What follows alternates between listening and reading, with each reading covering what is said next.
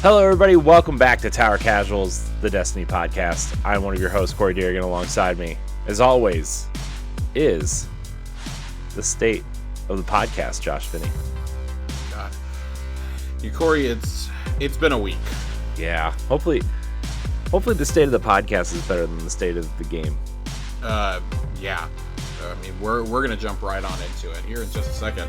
I have a little bit of show and tell. Ooh, show and tell. So I forgot one piece of show and tell in the other room.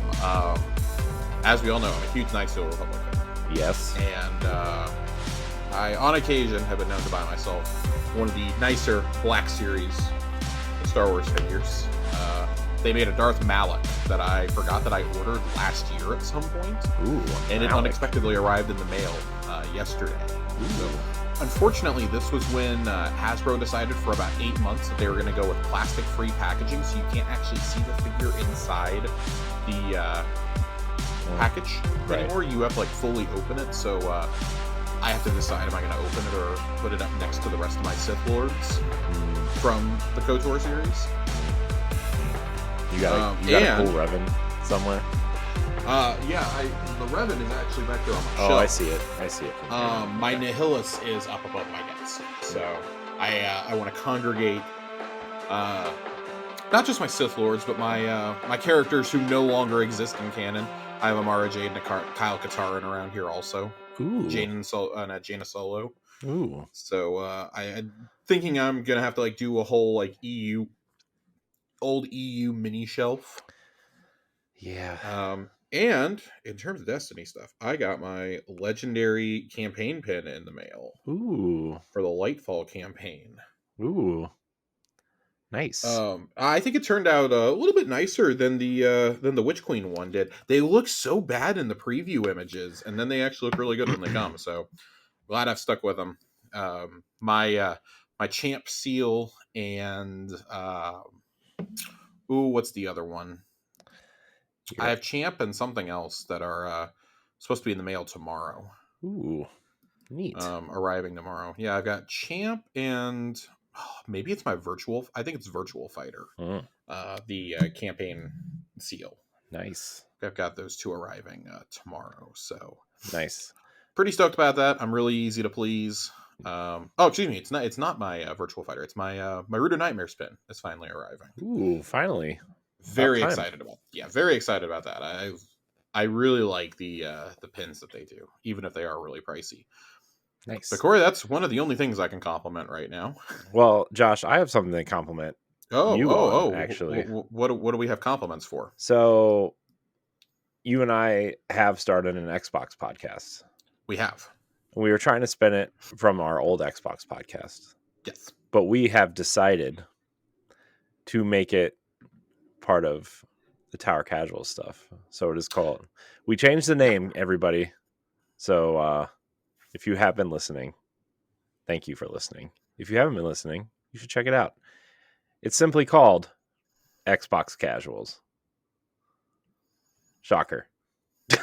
Yeah, we wanted to keep things more uniform. Kind of signify this is just something that Corey and I are doing. Yeah.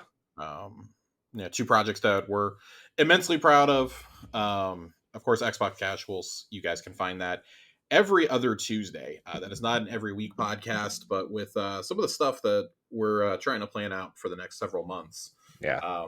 In the off weeks, we're hoping to have some special episodes for you. Yeah. Trying. Yeah. Hard. Late There's nights. just simply not enough news out there to do a podcast every week. Yeah. Because we run into the situation that we have the first 3 episodes where all the news dropped the Friday before. Yeah. Yeah. I mean, if there's enough, if we get thousands of listeners, maybe we'll consider it, right? But Josh said, I mean, yes, technically there might be enough news to do every week, but who wants to listen about herky jerky jumping bobble is coming to Game Pass, Yeah. I mean, when there's bigger things, when there's some bigger games, for example, I definitely plan on doing a Starfield episode at some point. I'd love to do a Starfield review. Yeah. A couple weeks after, maybe in one of those off weeks. Mm-hmm. record one. Have some discussions around some of the bigger first party games Yeah. in off weeks. But all we really have to worry about this year is Starfield. Well, That's all. We got Forza in there. I'm not too worried about Forza. Forza, I shan't be touching. So, all of you who are very excited for Forza, kudos. But it's not a Forza Horizon, so it doesn't tickle my pickle. I think I'm one of the few people who actually prefers the regular one over Horizon in terms of just like normies. You and Johnny are both pretty excited for this new Forza. He's been talking about it. I mean, for years now, since the first reveal, he's been like, "Oh, thank God!" Like he's just been waiting. Yeah. He likes Horizon, but he really likes motorsports. So yeah, I don't really care for the open world racing game, especially when there's like too many I open do. worlds now, right? Like I love it. I don't need I a love it. racing game. I do think that I think Mexico, like Forza Horizon 5 is such a great racing game, but it's like my least favorite location so far, I think. Mm-hmm. I think that they did because 2 was based on Italy. And then 3 was Australia and 4 was the UK. I think Australia is still my favorite in terms of biomes. What was You that? had a 3? little bit of everything. Was that 3? Yeah. Right? Yeah. Yeah. Three is my personal favorite. That's what launched Horizon into the stratosphere too. Yeah. So, but this is not the Xbox casuals. This is the Tower casuals. It is. So you guys can find that on Tuesdays on your favorite podcast feed and later on YouTube, on the Tower Casuals YouTube channel. So just we've included some of the. I believe we brought over some of the older episodes that we did too. Some of the E3 talk. Yeah, there's a bunch of Corey had a great interview with Jeff Gardner. Yeah, that was cool. We're trying to get him back on. He says he wants to. So I'm trying to get in touch with his PR person, but his PR person is not messaging me back. But Jeff, for those of you who don't know, was one of the lead designers on Oblivion, Elder Scrolls 4 Oblivion, on Skyrim, and for Fallout 3 and 4. Mm-hmm. He was there all the way up through 76. Yeah, he was the project lead on 76, and he left pretty shortly after that game launched to form Something Wicked Games, which I have a cool water bottle right here from them. We're really looking forward to their first game. Yeah, so. Weird song. Looks cool. Sounds cool. Haven't seen anything from it yet, just art. But anyways. No, definitely waiting for that one. Yeah. Anyways, Tower Casuals, Destiny. State of the game, Josh. It's they teed it up yesterday, and we hit the rough, we'll say. That was that was an announcement kind of out of nowhere. Joe Blackburn just casually tweeted it out and was like, "Oh, hey, by the way, State of the Game dropping tomorrow." I want to say a few things before we dive into this. I've reread this a couple of times now. I don't think it's as much of a catastrophe as I was bemoaning this morning, but it's still pretty bad. It's bad. And I think it largely depends on what you're looking for in the state of the game at this point. Yeah, it kind of so I read it today on my lunch break, and I was like, there's really nothing here that we didn't already kind of know, right? Yeah. And I mean, the big thing too is okay, there's one multiplayer map coming, and they're kind of letting Gambit run its course, I guess. It's just a bunch of weird stuff, to be honest. This is kind of confirming a lot of things we already knew about and some stuff that was getting rumored. Yeah.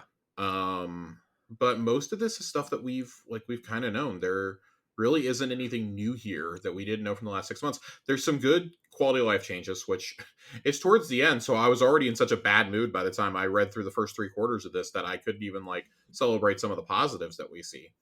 I think some of the reasoning and rationale in this is Bush League, to put it mildly. I think it's kind of bullshit, frankly.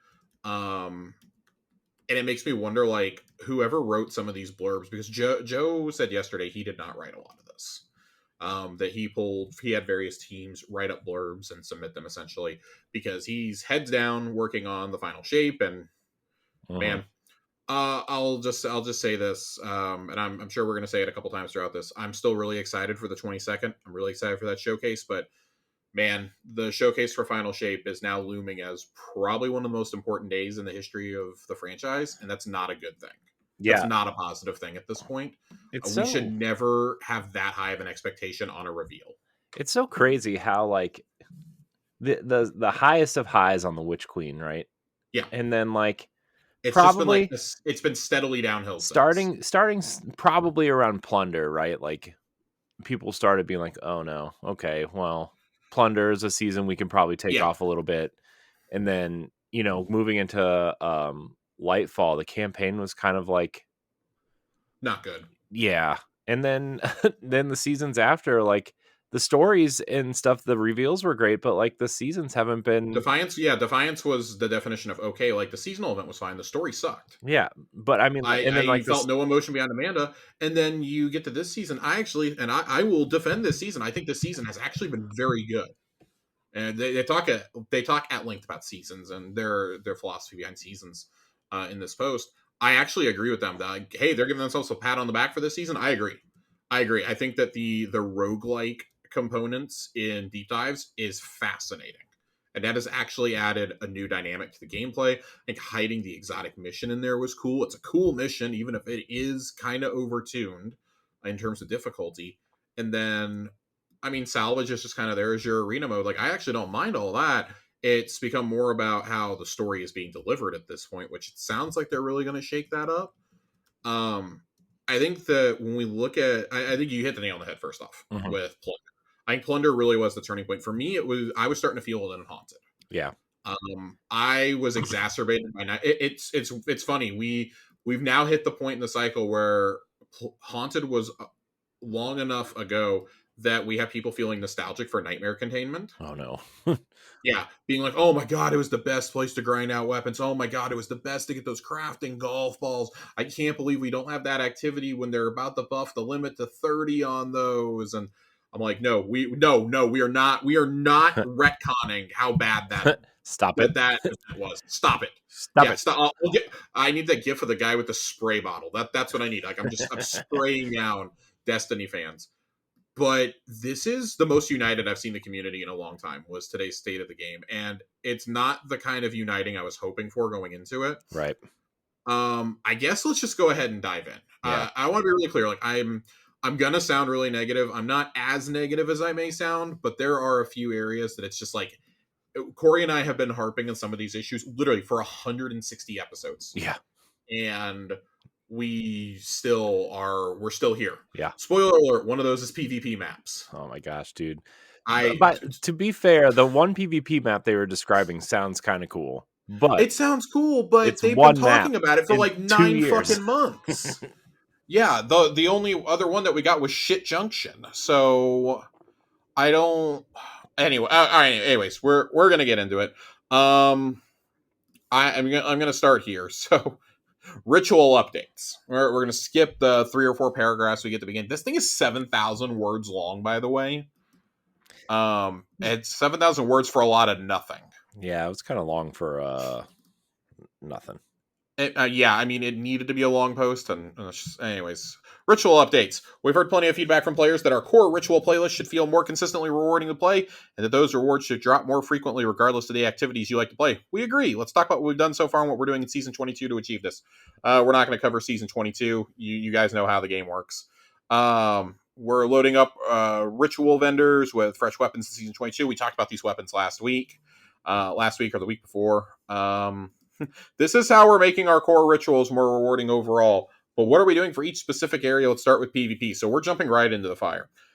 I don't think that giving us a new weapon or two for each playlist is necessarily making more rewarding. No, definitely not.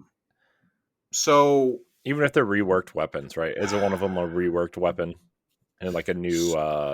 Yes, Yeah. several of these Yeah. are reworked.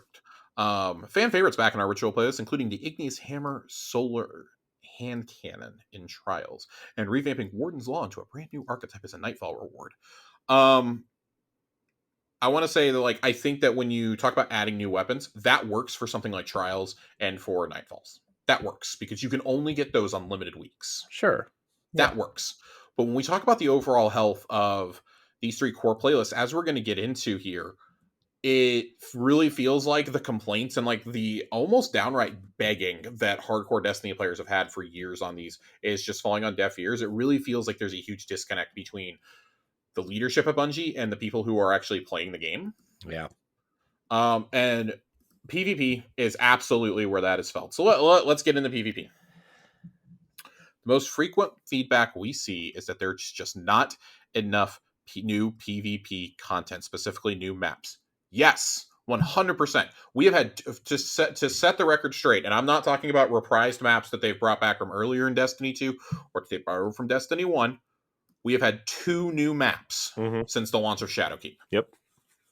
2. And that was that Shit Junction, and the second one isn't even out yet. The second one comes out in 3 weeks. Wait, which one's Shit Junction? The one in the Disjunction. The one on the Throne World. Yeah. Okay. The absolute just worst map ever. Yeah. The one they introduced with like that one game mode, I guess, right? It was they introduced it with Rift. Yeah. Rift is like the one mode it works for. Does it so here's like one of the most absolutely egregious paragraphs in the entire thing, and this is I knew how mad I was going to be when I looked over and saw I wasn't even like an eighth of the way through the scroll bar for this article. Yeah. To set expectations, our studio structure is built to support more overarching updates to PvP like the ones above, such as revamp of trials, new game modes, new rewards, matchmaking improvements, etc., etc. When we do focus our resources on building new Crucible maps, it comes with the trade-off of multiple teams' bandwidth on work that contributes to a variety of experiences that players also hold dear, such as new story or exotic mission content, core activities to make up the foundation of each season, or new destinations. Similarly, bringing back reprised maps also involves extensive porting to the latest version of Destiny 2, which requires additional resources to ensure the maps work correctly for multiple game modes and playstyles for years to come. Pause. I'm going to backseat game dev here for a second. How on earth are you one of the most successful first-person shooters on the planet and have been for 8 or 9 years now, and you have not yet started to understand you need a support studio making maps? Right. Corey? Yeah. Who builds support maps for Halo? Certain Affinity does sometimes. The Coalition has helped out a little bit on some things for Who Halo. helps the Coalition out with maps, Corey? Let's see. Certain Affinity. Yeah. Certain Affinity helps out. Corey, how many support studios work on Call of Duty maps every year? Every team that's not Infinity High Moon Ward. Studios, who used to make them for Destiny. Yeah. Makes maps. Let's see. Toys for Bob. Toys for Bob. You know, I mean Raven. Sort of. Well, now Demonic. Beanox. Yep. Basically, every studio that's not Infinity Ward, Treyarch, or Sledgehammer, and even they work on their own maps too. By the way. Yeah. Okay. Here's the thing, though. Here's the thing. They are now owned by Sony, and they literally have studios that do support for games. We're getting there. So you beat me to the punch, because that was going to be my next point there. You have an entire group of support studios. Now, granted, they are probably busy working on whatever Sony, whatever Sucker Punch is doing. They're probably working on Sucker Punch and helping get Spider-Man 2 out the door right now, in all frankness. Okay? And that's fine. Those are high priority projects. Okay. I just want to know how Bungie has time to go and critique everybody else's multiplayer experiences, but doesn't have time to get their own house in order. Yeah, I'm not one of those who buys into the conspiracy of, oh my God, they've just, they just want us all to focus on Marathon, but it really is starting to feel like Destiny PvP we all know it took a backseat a while ago, but the reason why the sentiment is so bad around PvP now, in addition to the cheating, the wall hacks, how bad the meta feels right now. I mean, Immortal Cloud Strike is all it is in high-end lobbies, whether you're playing on PC or console. And just how the matchmaking feels in a lot of ways. Like, it just feels bad all across the board. On top of that, you have the PvP team that was making Crucible so good for years and years and years. The bulk of the guys that led that team are either not at the studio anymore or are working on Marathon. And Marathon's reveal definitely left a sour taste in people's mouths. I don't think that the sentiment would be as bad. We'd just be like, business is normal, if Marathon had not already been revealed. Right. I think I really truly like I'm gonna keep my belief that that was a Sony mandated thing and not a Destiny mandated thing, or Bungie mandated thing. The fact that we've only gotten 2 new maps, and we've gotten, I think, like probably 2 or 3 ported maps at this point from either old versions of Destiny 2 or from Destiny 1, Cathedral Dusk being one. We know that what is it? There's another map coming later on. Citadel is coming back. Citadel's I coming love back, Citadel. Yeah. Citadel's a great fucking map. But the fact that we're not getting maps at a consistent pace is absurd. And here's the part that insults me the most, I think. To make maps comes with the trade-off of multiple teams' bandwidth that contributes to a variety of experiences that players hold dear, such as new story or exotic mission content. Why are campaign and exotic mission teams building multiplayer? That's what I was about to say. Why don't you just have a dedicated PvP team? Like, even if it's small, even if it's like 20 or 30 people. I know they did. They did. And to be fair, like, they do still have a PvP team of some kind, but as they say, like, it's more built just to support what's already there, not to add content. And it sounds more like a balancing type team instead of a map building team, right? Oh, it is. It 100% is. And so that leads me to the thing of, you guys need to go out and they need to find support studios to help them build maps or help them build assets, because it's no coincidence that one of the best times in Destiny 2, I'm not going to say the best because the Witch Queen was pretty goddamn good. I think everything, like, Beyond Light was rocky, but that whole year of seasonal content was really solid. With Chosen and Splicer and Lost, 30th anniversary, you got the dungeons and things like that. And I don't want to hear from Bungie that, well, we could always just, take away one of the extra dungeons you get a year and have that team building maps. That's not how this should work. You have so many people working at that studio. Like, I'm sorry, you should have made sure that your flagship product, the pillar of your studio, was well supported before you started pulling people off to go build a new game. And I'm all for expanding your horizons, building something you're passionate about building. Maybe you had to do that to keep some of your lead creatives. I don't know. But you took 2 of the guys that were responsible for Forsaken in Chris Barrett and Scott Taylor, and you moved them over or let them move over to make Marathon. Yeah. Which has been pre-pro for a couple of years now.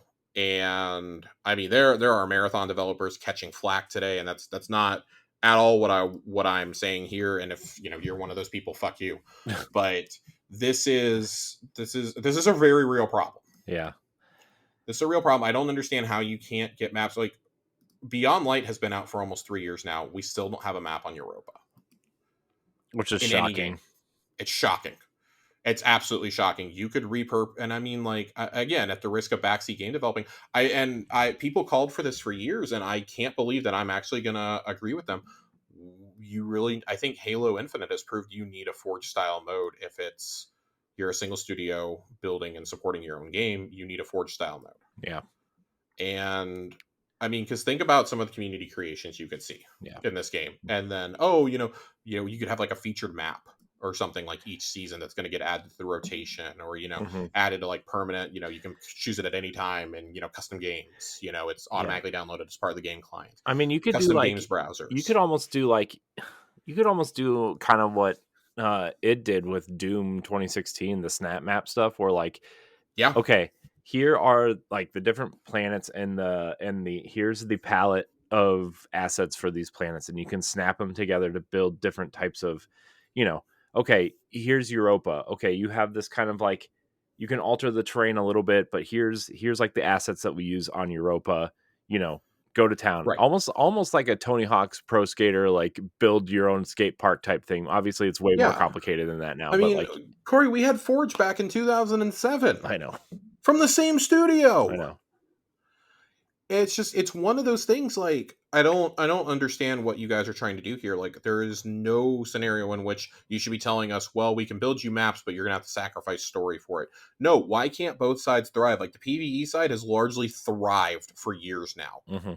We've been saying since the beginning of this show, hey, some love has to be given to PvP, and I understand PvE had to get fixed in a really, really bad way. Post Witch Queen, there's no reason why you couldn't have had established teams working on maps. There's no reason. There's absolutely no reason.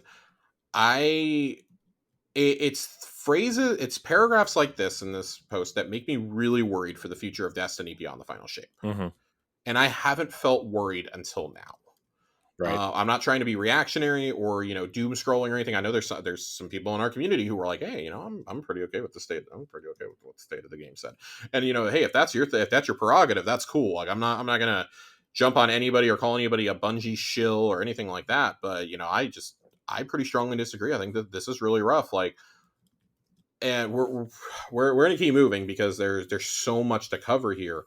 But yeah, this it PvP frustrates stuff. me. This PvP stuff, like, not that I'm like the biggest PvP guy, but like PvP kind of kept me playing Destiny when there wasn't a lot going on, right? Right, And like, which is the point of it. yeah, and like I actually enjoy Destiny PvP, when I Yep. was, playing it kind of semi regularly, if there wasn't another game out or I just wanted to play with some friends, right? But like now I'm like I don't even I've it hasn't changed at all, literally. Like I feel like I've been playing the same maps. A lot of the times I get like the Destiny 1 revamped Yep. maps and it's like I've been doing this for 9 years at this point in Well, some of these that's what maps. I was telling our friend Johnny earlier. I was like, man, I've been playing some of these maps since the first beta. Yeah.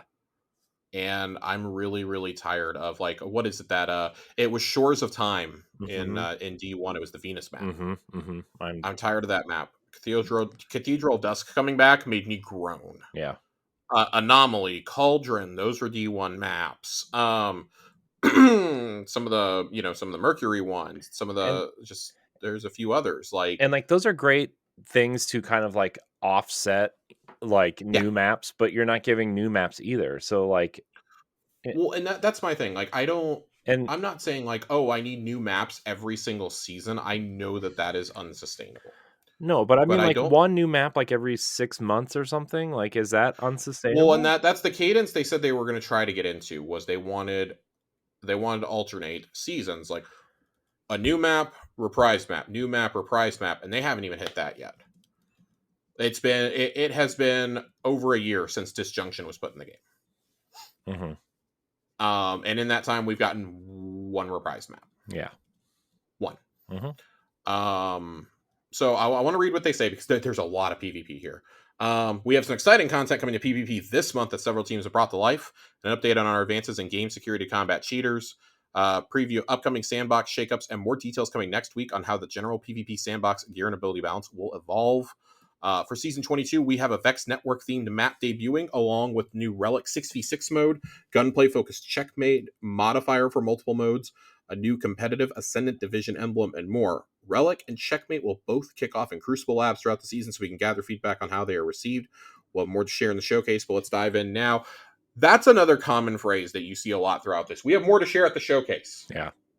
Like, thanks. Fucking show us. Don't tell us. Right. This map does look really cool.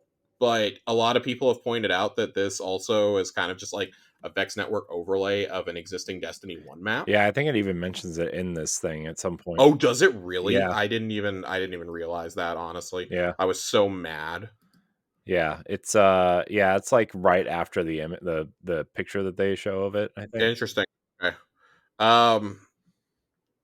Yeah, thought about bringing the Mars palette into the Vex Network realm would be a great way to mitigate this while adding an evocative look. Yeah. I don't know. Anyways, Checkmate sounds really cool. I've been asking for Checkmate for a while, and for something like Checkmate for a while. A modifier where rich primary weapon fights can happen more often and gun skill can be augmented by communication and strong positioning. Primary weapon damage has been tuned to feel different than the rest of the game without being jarring, reducing the gap between the faster killing weapons and average time to kill, and in general pushing longer range primaries into slower killing profiles. Player health has been increased, all ability cooldowns are lengthened, and special ammo must be earned via gunplay and is not dropped on death. This all results in slightly longer combat encounters that reward skill and consistency. I'm extremely excited about this. I really love this. I will definitely be playing this. Checkmate will be available in Crucible Labs from week 5 to 10. We'll start off with 2 weeks of Checkmate Control, then 2 weeks of Survival, and 2 weeks of Checkmate Rumble to finish off the trial run. Cool. Not a whole lot to say there. It's a gunplay focused mode, which a lot of people, casuals and hardcore alike, have been asking for a while. I really would love to see this modifier in trials when they get it right. Yeah. Relic. This one, I'm genuinely excited. And this is the conversation John and I were having earlier. He was like, "Oh well, I'm stoked for the modes." I was like, "Yeah, I'm stoked for the modes," but everything that came before that really dampened my excitement. Yeah. It's really hard for me to get excited when I'm playing on maps that I played in 2014. Yeah. I digress. Relic is a 6v6 party mode where players wreak havoc and destruction on their foes with relic weapons. Relics include the Aegis from Vault of Glass, the Synaptic Spear from Season of the Risen, and the Scythe from Season of the Haunted. Each player charges their personal relic energy by defeating opponents with their normal loadout. Upon reaching full charge, players can acquire a relic from a relic depot. Defeating relic holders and using the relics to defeat opponents earns points for the team. While Checkmate is heavily focused on gunfights, Relic is intended to provide lighthearted gameplay that can be enjoyed by anyone, similar to Mayhem and Team Scorched. That's what I like to hear. I like that we're getting a more hardcore mode and we're getting a party mode. Mm-hmm. Great. Yep. Because I don't like Team Scorched. I love Mayhem though, so I'm actually really excited for this. Matchmaking improvements. I'm not even going to bother reading this because this is pretty much the exact same thing that they told us a year ago. Yeah. Literally the exact same thing. More to come in season 23. Of course, season 23 is the final season of the Year of Lightfall. So in December, we're planning to deliver a new Iron Banner mode along with a brand new Hake Aggressive Frame Strand Pulse Rifle as our newest competitive division weapon reward. That's how you get me to play comp right there. The Mercurial Overreach Adaptive Frame Arc Sniper Rifle will remain available for competitors throughout season 22. As a reminder, we're also focusing our map reprisal efforts on porting the Citadel from 2018 to Crucible in season 23. Oh boy, I do like Citadel, but I'd take a new map anytime. If it's the choice between bringing something back and giving me a new map, I'll take a new map every single time. Yeah, especially now. Especially now here at the end. Let's talk about the one playlist that actually got some decent love and that I don't have a lot to complain about: the Vanguard playlist. Vanguard medals will be available in Vanguard Ops and Nightfall starting in Season 22. After being introduced in last year's Guardian games and then continued success in this year's event, we've decided to bring them in full time to spice things up in the Vanguard playlist. Great. Mm-hmm. Don't know why they weren't here to begin with. Yeah. They will contribute to scoring, allowing players to attain higher scores and reputation modifiers by performing unique actions and doing cool things. The goal here is to reward players for playing well and not require players to go out of their way to grind for score. In short, we don't want you to feel like you have to compromise your build in order to boost your score with additional medals. It's worth noting some medals will remain Guardian game staples and not available in our Vanguard playlist. Don't expect finishers to grant you a medal in Nightfalls. There'll be several new medals specific to Vanguard playlists when they launch, and you can expect to see a few more in Season 23. Additionally, the selection of active medals will be determined based on currently active modifiers, such as surges, to ensure a variety of builds are used for acquiring medals. Cool. That sounds like fun. That's a way to spice up a very stale playlist. Uh-huh. And we've also recently focused more of our team's resources into more varied and frequent seasonal activities such as Battlegrounds that can later make their way into Vanguard playlists alongside Strikes and eventually serve as new additions to Nightfall and Grandmaster playlists. This has come at the cost of other content in a given year. We feel this exchange has been worth the extra investment for the overall health of our playlist. As a result, we'll have additional Battlegrounds coming into Nightfall and Grandmaster rotations in seasons 22 and 23. I want to speak on that real quickly because that goes back to the allocation of resources. Uh-huh. Last year, we had, or excuse me, in the last 18 months, we have had 3 seasons with Battlegrounds in them. Cool it on the Battlegrounds. Yeah. I think it's cool that you have content that can endure, and it helps with explaining story and things like that. And I do think that the 3 seasons that got it do help with understanding those stories. We're probably getting another season of Battlegrounds before the final shape. That's what this paragraph is essentially telling me. Yeah, that kind of sounds like that's what's happening. I don't mind that being the seasonal activity, but it's just like grinding Strikes. I get really tired after I've done them each like a dozen times. Yeah. And then knowing that they're going to be in the playlist like forever, it's like, oh God. Right. Oh God. Anyway, so I don't know. I feel some sort of way about this. I would rather it be content that sticks around. I see no reason why like Deep Dive can't remain a permanent activity, for instance. Uh-huh. But Salvage can go away. I'm not clamoring for Salvage to stay.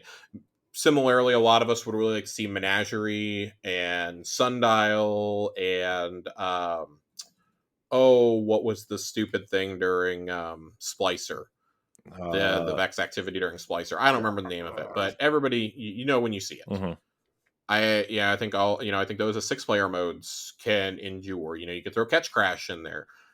You can take the expunges that were 3-man activities and bring them forward. Like I've argued for a 6-person activity rotator mode for a while now. Mm-hmm. And I think that this just kind of emphasizes it. Why can't all of this content just come forward in the form of playlists? Right. I don't understand why. Like, there's an opportunity for lots of rich rewards to be in there, especially if you like guarantee red borders out of there, or you can guarantee like bonus reward weeks or something. Yeah.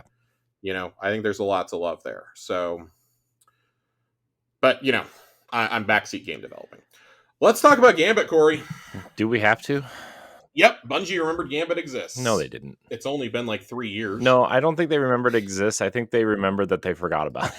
The way this thing reads. That's probably a more apt description. As many of you may have noticed, we've been quiet on Gambit since last year's overhaul that launched alongside the Witch Queen. The updates that we launched did not move the needle for player engagement. Although we know our Gambit fans mostly care about new or returning maps, this scenario of the game with lower engagement that would take resources away from more popular parts of the game to shore up. While we don't have plans to dedicate more resources to significantly transform Gambit, we do have a few updates planned for the year of the final shape. Not even launch, for the year of the final shape. These include porting the Cathedral Scars map and its beautiful Dreaming City setting into the latest version of Destiny 2, as well as adding the Shadow Legion and Lucian Hive enemy types. I'm fine with adding those types and adding an old map. Gambit has not had a new map since Season of the Drifter. Yeah. Which was 6 months after Gambit was put into the game in Forsaken. It is completely and wholly inexcusable that something that you held up as a core activity, and it's even listed here with the core activities, gets this little attention. They're like, well, people aren't playing it, so we're not going to bother fixing it. We're not playing it because it sucks so much ass. That's why we're not playing it. Yeah. Like, I probably haven't touched Gambit in a year now. Yeah. The last time I played it, I think, was Season of the Haunted, maybe Plunder. But I didn't even feel the need to grind it out before Root of Nightmares day one because the Legendary campaign got me there. I may have played a couple matches that season. Yeah. And that would have been it. Yeah. And then they're going so far as to say, oh, don't even bother playing this anymore. I know. We're making Gambit entirely optional to maximize your rewards unless you're looking for a piece of gear that's specific to the mode. Gambit will continue to serve as a source of exotic engrams via weekly challenges, though, as mentioned above, you will be able to complete all your weekly challenges in any ritual you'd like starting in Season 22. If you want to stick to Vanguard or Crucible challenges without touching Gambit, now you can. We're also reducing the number of Gambit-specific seasonal challenges starting in Season 22, so players won't need to bank motes to be able to earn that big purse of Bright Dust for completing nearly every challenge. Finally, we're adding Fireteam matchmaking to Gambit next season, which will replace the freelance node and should result in faster, better matchmaking by combining both Gambit playlists. Keep an eye on reception and player engagement after these additions take place, and hope you'll visit Drifter next season. Get your hands on his new Void LMG. That just pathetic. Yeah. I'm sorry. Yep. It's pathetic. I'm not exactly clamoring to play Gambit anymore, but at this point, just take it out of the game. Yeah, seriously, it's time. Like it's time. It's a disservice to the mode at this point, and it's a truly unique mode too, which frustrates me. Yeah, I loved getting a group of 4 together and playing Gambit. Yeah, I mean, I think especially now, if they're kind of admitting defeat on this, essentially, like you're taking resources away from other things now too, right? To keep it remotely playable now, right? Like, I mean. I feel like it just needs to go. As John and I were talking about earlier, he's like, I would have been incensed if they had announced a new Gambit map, given the state of PvP. And listen, I've long asked for the 2 maps that were taken out for no reason, by the way, from Gambit to make a comeback. And even I find myself here going, couldn't you have just spent that time can't you just spend that time making a new PvP map? Instead of porting Cathedral over? I don't know. Maybe I'm just too jaded at this point, Corey. Yeah. Let's talk about armor. Oh man. Oh. Woo! Here's the other one Gambit, this one got me and a lot of other players kind of hot. Armor rewards. A long time ago, we shared a plan to address concerns on reward balance. And sure enough, this was 3.5 years ago. Which is wild, by the way. Sorry, I gotta find my place again. I clicked on the link. 3.5 years ago. May 7th, 2020 was when we got this. So not exactly 3.5 years ago, but yeah, it was rough. This was when they announced Transmog, as a matter of fact. And in this, core playlist rewards changes. We're adding a new set of armor for the core playlist: Strikes, Gambit, and Crucible. This armor shares a set of new geometry with decals and shader specific to activity. We will create new sets like this each year, and this set will arrive alongside the next expansion. This was in season 12, by the way. Yeah. Season 12 is when they were talking about this. So this was, let's see, 2020. 2.5 years ago. Over 3 years ago. 2020. We're in 2023. This was in the lead up to Beyond Light for those keeping score at home. Huh. So we got sets of armor, generic sets of armor at the 3 vendors in both Beyond Light and the Witch Queen. And then they kind of forgot that it existed, Corey. Oh, boy. A lot of... They forgot that it existed because the very next sentence, players have pointed out we did not release a new armor set for the ritual playlists with Lightfall as previously called out in our yearly release schedule. Here's the part that makes me mad. Delivering ritual armor sets at the rates we have in the past has become increasingly challenging, especially considering these sets have historically had very low adoption by players as both base armor and cosmetic ornaments. Because they look like shit! Yeah. They look so bad. Imagine listen, I truly love the artists at Bungie, but imagine they were allowed to have an ounce of the creativity for those armor sets that they're allowed to have for the Eververse, or for the seasonal activities, or for the seasonal ornaments, or for the holiday events. Imagine that even a fraction of that, because that's like they're notably the only like super poor sets in the entire game are those 3 vendor sets. Mm-hmm. Yeah. We went from having a unique set at each vendor in years 1 and 2, and even in year 3, to nothing. Yeah. Now we're not even getting anything. Yeah. And it's less that I'm mad about that and more of they just gave up. This is admitting defeat. And if you don't have the resources to make a generic set of armor for year 3, you already took away, 60-something% of the work by only making 1 set of armor. Yeah. It's not like you're developing a Crucible, Vanguard, and Gambit set of armor. And the Gambit armor in Forsaken was bitchin', by the way. Mm-hmm. But way back when, you got new armor every season. Yeah. I want to know, like... I want to know why we can continue to get these paid armor sets and we can't get stuff in the base game.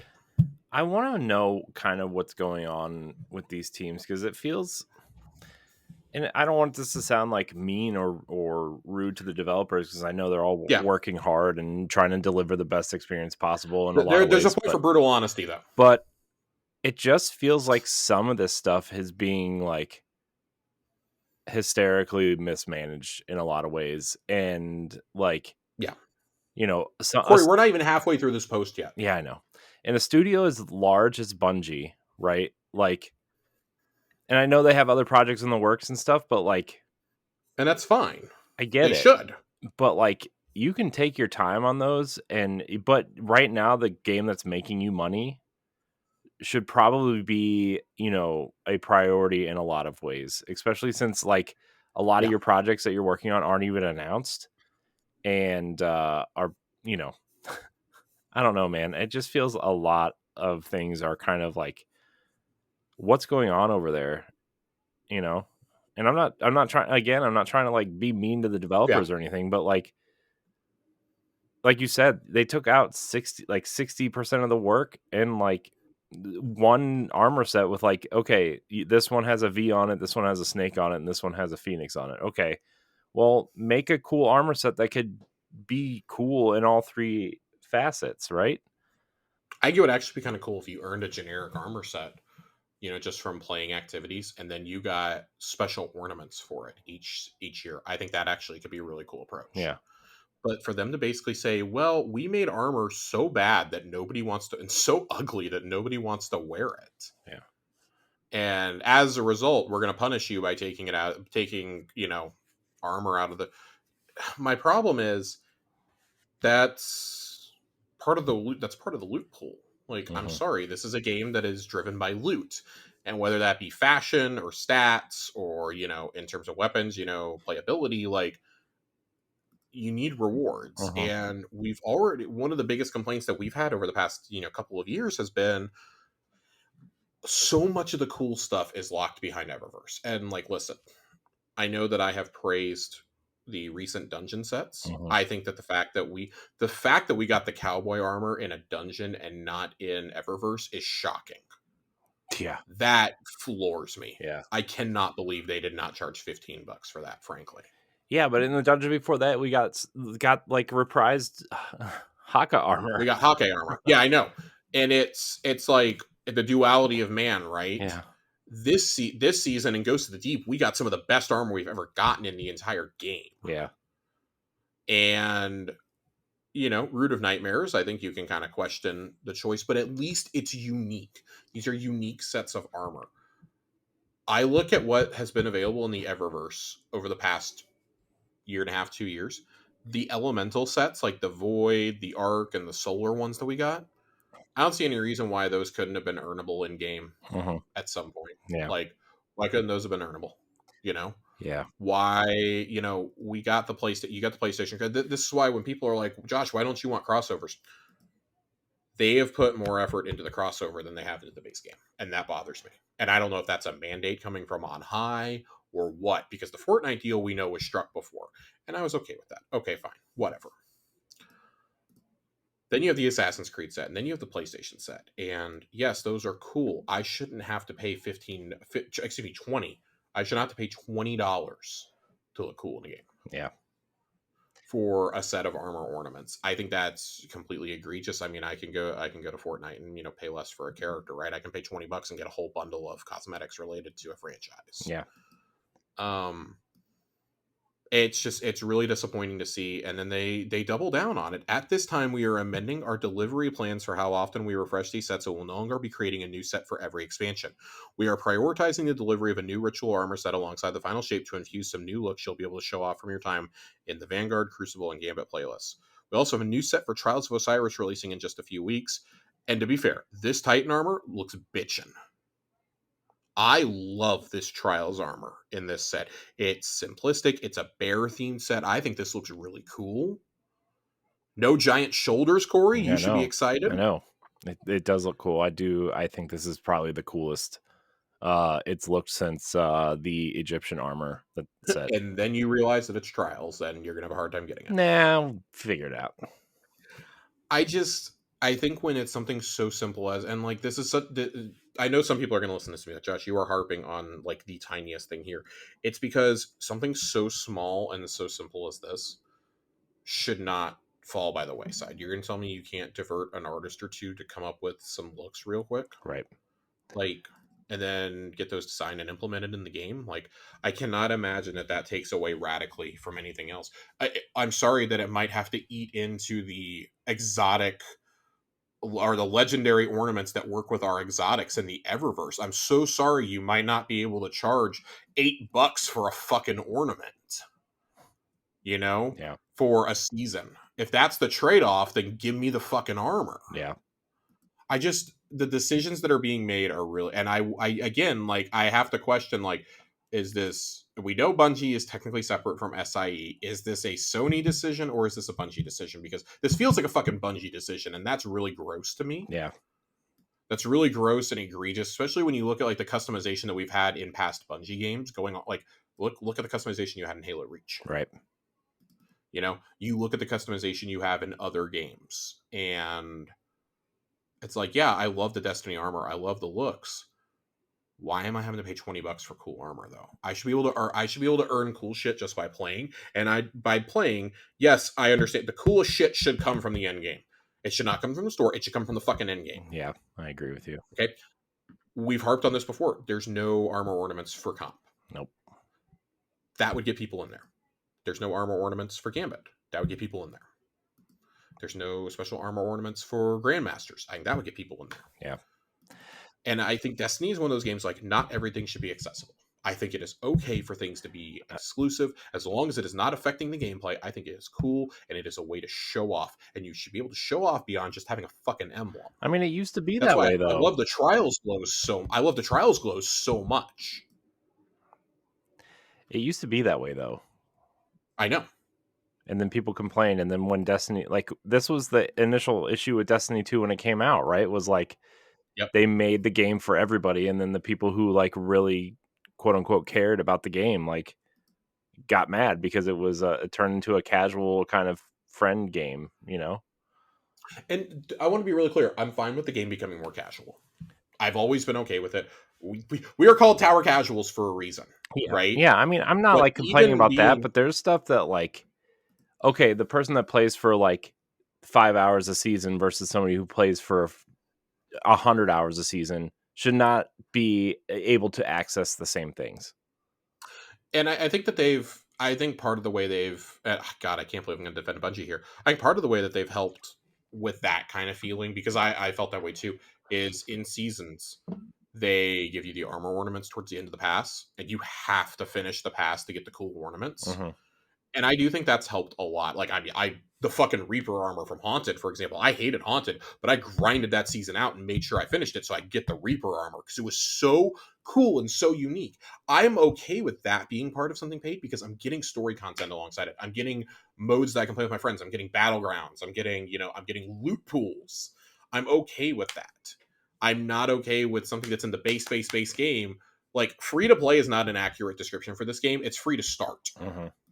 Free to start's a better one. Do we have anything else on armor? We have just so much shit. I don't have anything else on armor. I'm gonna skip game security here. There's not a lot there that we haven't talked about before. We've just talking about giant band waves. Same with stability updates. We talked about a lot of this like 3 episodes ago. Yeah. And I think they said that they're gonna have a little bit more at the showcase on this. So I'm interested in this. So I will read a little bit of the end. They're beginning to do internal chaos testing using a new code, and we're already using that data to make more improvements for the Season 22 launch update. The theme of the Season 23 launch will be helping protect us against stability issues that might occur in the future. Work here will focus on systems like auto recovery, making internal systems healthier, and further isolating systems from one another. Cool. Awesome. Let's talk about seasons, because this is the other sore point that we have. We've officially reached the halfway point, by the way, too, because I skipped 2 chunks.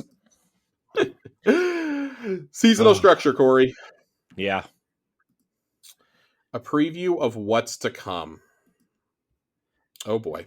Before we get into our 6-month progress report on our goals for the year, we want to share some previews of several quality of life upgrades and core sandbox updates coming in Season 22. Some of these are designed simply to make your everyday Destiny 2 experience better. Others should result in substantial meta refreshes for both PvE and PvP. At our midpoint in Lightfall's year, we hope the sum of Season 22's updates, along with the new content we've called out here and everything yet to be revealed in our showcase, will make Destiny 2 feel as fresh and exciting as ever for as many players as possible. I should drink every time they say showcase. I'm serious. Oh my gosh. I find it very funny that they're like, oh yeah, we hope you enjoyed. We've told you it's coming so far. No, we haven't. Other than a new map and 2 new modes, what are we getting? Right. What are we on? Oh, wait, excuse me. Medals for Vanguard. All right, quality of life upgrades. I'm actually this all genuinely made me very happy because these are so things that we think are simple, but I'm sure like did require a lot of coding on the back end. Yeah. Cosmetic favoriting. You'll be able to favorite up to 100 of your favorite shaders, ornaments, and emotes to the top of the list starting in Season 22. Thank fucking God. I'm so tired of scrolling through like 13 pages of shaders. Cool. Stasis aspects and fragments moved to the vendor system. Any character who has completed the Beyond Light campaign will be able to acquire all available stasis aspects and fragments from Elsie Bray on Europa starting next season. Thank and these are going to God. be 25,000 glimmer apiece. Ladies and gentlemen, I am finally going to get stasis on my Warlock. Jesus Christ, dude. You know how long we've been waiting for that? Like, especially like, man. We have been screaming for this since Season of the Chosen. Oh my God, dude. 3 years ago. It's about 2 years. Excuse me, a little over about 2.5 years ago. For about 2.5 years, we've been screaming for this. It's about time. That's all. It's about fucking time. I am genuinely so excited to play as Stasis Warlock now, though. Oh my god. Transmats will now be unlocks. Here's how little I use transmats. I thought these were unlocks a long time ago. Transmats will now be stored as unlocks on your account rather than consumable items. Feel free to change transmats at will without feeling the need to grab copies from collections or find them in the wild. Wish Ender quest has gone through a number of changes. Starting in Season 22, it becomes a real quest. No more charged or uncharged discs sitting in your inventory, just a single quest in your quest log. Resources tab added to collections. We now have a resource tab in collections, which shows you all of the currencies, upgrade materials, and engrams in the game, appropriately categorized with information on how to acquire it, as well as what to do with it once you have it. Why was this not in the game? Why? As good as mine, Josh. When we had all those fucking currencies, Corey. I don't know, man. Dude, I like how they put this in after they get rid of, like, a third of the currencies in the game, and they stop with the seasonal currencies. This would have helped so much in the past. Yeah. Regardless, it's here. Iron Banner challenges are being split. Pinnacle rewards not being as big of a draw as they once were season over season since Season of the Deep began. It's time to split Pinnacle acquisition and reputation multipliers we added back in Season of the Haunted. Starting in Season 22, Iron Banner will have 2 different stacking challenges each day. One for players who just want their reputation multiplier, which does not require using specific seasonal subclasses, and one for players who are going after their Pinnacle rewards, which does require seasonal subclasses. Maybe this will shake things up. I think they realized that bubble meta is really bad. Yeah. So cool. We'll see how this goes. I don't know. I was kind of enjoying how it stacked. If I don't have to play 18 fucking matches to get to my max, then great. Yeah. Great. Because I don't know if you guys know, 18 Iron Banner matches in a week is a lot. Yeah, that's a lot of time. Yeah, I mean, I guess if you wager out that each match is about 10 minutes or so, 18 matches really isn't like that long in the scheme of things. But when you add in matchmaking times, trips to the tower, disconnection issues, things like that, I mean, that's like 4 or 5 hours of game time, and for an average person, 4 or 5 hours, that's a lot to invest. Yeah, that's a lot. That's a lot of time. That's a couple of evenings for the average player, I think. Yeah. And then ritual rank ups immediately. You're going to start getting, you'll get rewards right away. You won't have to wait. Great. So cool. Whatever. Sandbox updates. I am excited to talk about some of these sandbox updates too. We're going to go through these pretty quickly though. At the start of Season 22, we're adding 3 new strand aspects. Ooh. Cool. So they're basically following what they did with Stasis. These aspects will be the Whirling Maelstrom for Hunter, Banner of War for Titans, and Weave Walk for Warlocks. Stay tuned for more info as we get closer to the launch of the season. I do wonder if that's just going to be like a blog post on the day of Showcase, or if that'll be in a TWID. You mean they didn't tell you to look for more in the Showcase? Nope, they did not tell me to look. I cannot drink after this one. Exotic Armor Reworks Part 2. Similar to the first wave of exotic revamps in Season of the Deep, the team is reworking another batch of underused exotic armor pieces in Season 22 to shake things up and give players a new reason to dive into their vaults. Watch for a new Developer Insights article going live next week to cover all the changes we've got coming. So we've got a few things coming before this. We've got this, we've got a PvP article, and we've got, it sounds like Strand info coming before the Showcase. Yeah. And I think there's still more down here. New weapon subfamilies. We talked about this. But looking further into the future, we'll be introducing some entirely new weapon subfamilies within the final shape. Tune into the Showcase to get your first look at some of these in action, as well as some other unexpected additions to Destiny 2's arsenal yet to come. The unexpected additions has me excited, if it's not Saladin's fucking War Axe, I'm not interested. Yeah. I need a War Axe, and I need the Hammer of Proving to be third-person weapons. And then we got a weapon tuning preview here. We've already gone through the mid-season weapon tuning. There is an upcoming weapon balance update article that is also coming. So there's four things so far that are coming. And just, God, the next couple weeks are going to be really busy. The high level goals reduce the variance between the optimal engagement ranges of our mid-range weapons, which are auto rifles, pulse rifles, and hand cannons. Slightly reduce the active engagement range in Crucible by pulling in the maximum damage fall off distances of many weapons. Nerd is texting me right now over the state of the game. So yeah, there's some stuff here. We have hand tuned a small list of exotics and all special weapons with the intention of keeping them near where they are in the live game, as opposed to allowing them to receive outsized buffs or nerfs with these overarching changes. We'll share all the info in the upcoming weapons preview article as well. I had said earlier today that we were going to cover some of the stuff from Massive Breakdowns, Final Pod, the show that Mercules used to do before he went to go work at Bungie itself. Due to us starting really late tonight, I'm actually not going to dive into that. There were a few things that I wanted to highlight out of it. The most notable is double special causing a lot of heavy ammo to drop is coming to an end. That was an unintended bug when they made kinetic weapons unlimited ammo, Right. and they just haven't been able to fix it. That is getting fixed. I believe it's next season. So RIP A1 Johnny running double special and just having boatloads of heavy for himself and everybody else.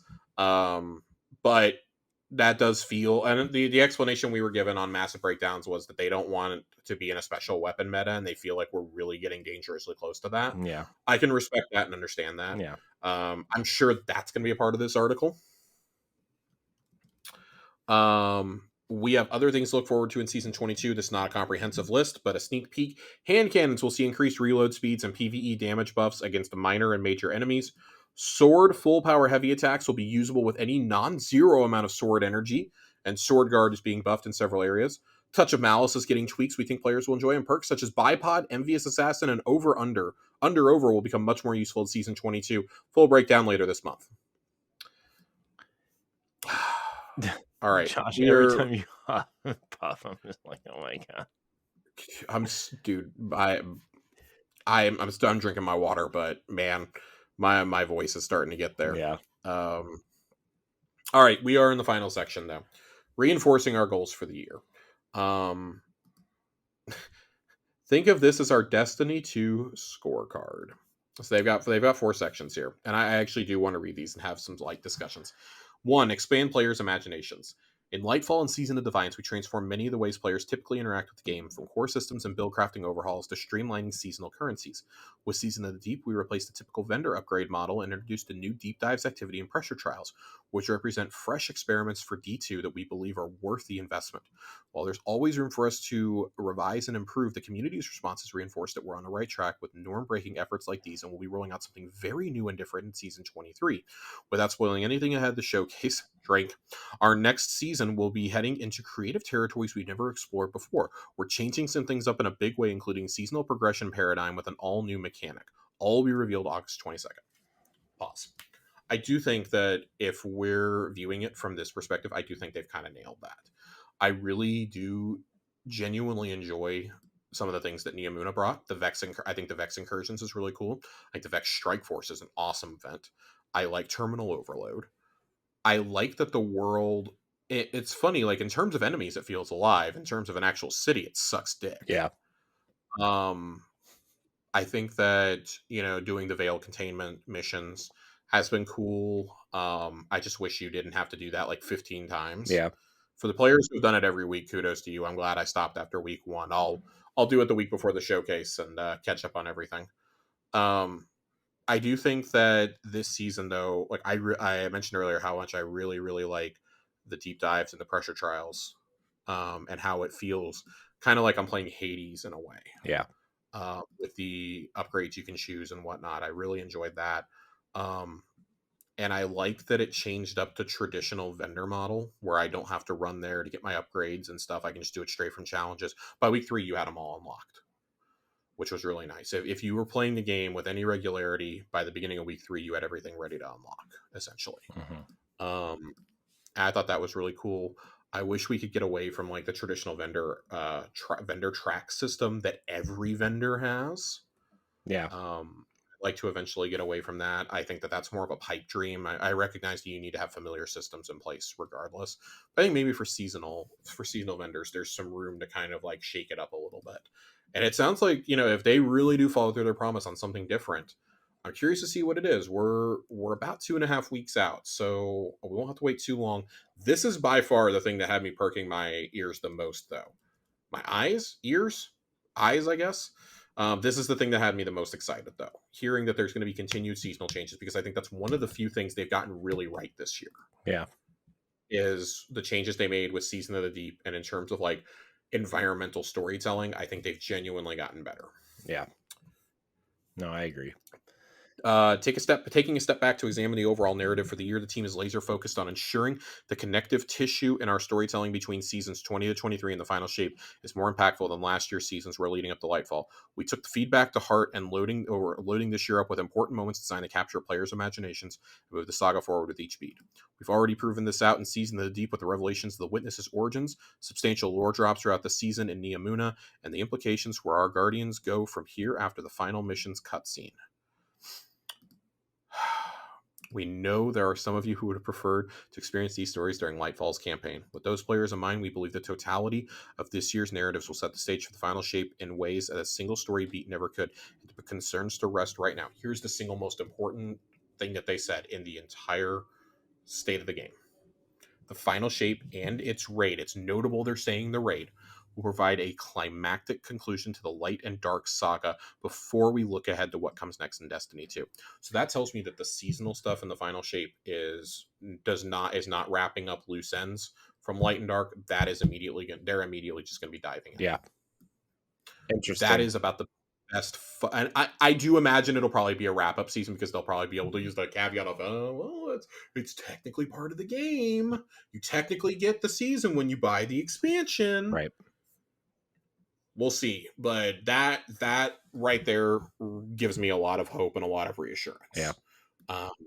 Because we were wondering this a lot, and a lot of fans have wondered, oh my God, am I gonna have to play an entire year? Like, I do appreciate that a lot of the stuff we found out with the Witness's origins and whatnot, and the stuff we found out through Veil Containment, probably could not have fit into Lightfall as a traditional expansion. Mm-hmm.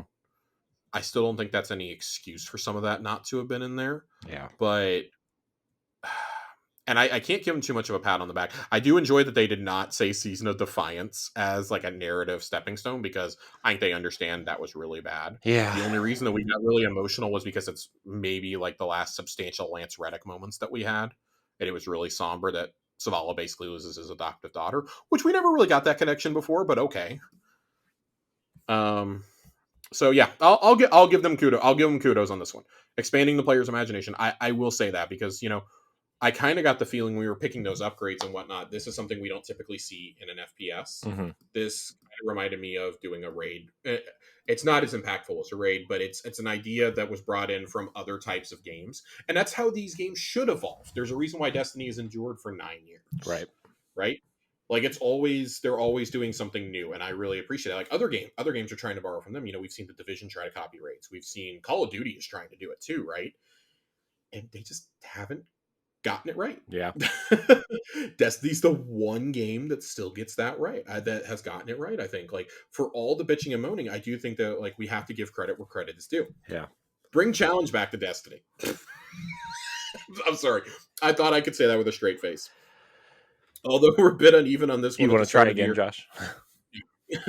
Based on general feedback at Lightfall's launch, we feel we achieved this goal. Enemies in Neomuna still pack a punch regardless of your level. Players have been able to steadily climb in power to take on more difficult challenges they may have had a tough time with earlier in the year.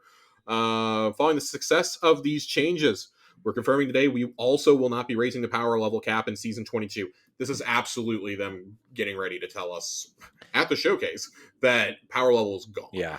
I would imagine after either after that initial campaign of the final shape, or like following seasons after, they're just going to eliminate it. I mean, that's what I imagine, right? I would imagine that with the release of the final shape, it's gone. Yeah. I don't even think you're going to have to power up in that. They'll find some other way. Well, it'll probably be like artifacts and masterworking and like perks and that kind of thing, right? I will give them credit for this paragraph here. We've seen a ton of positive feedback on this decision from players who appreciate being able to play at their own pace. rather than feeling compelled to chase pinnacles each week.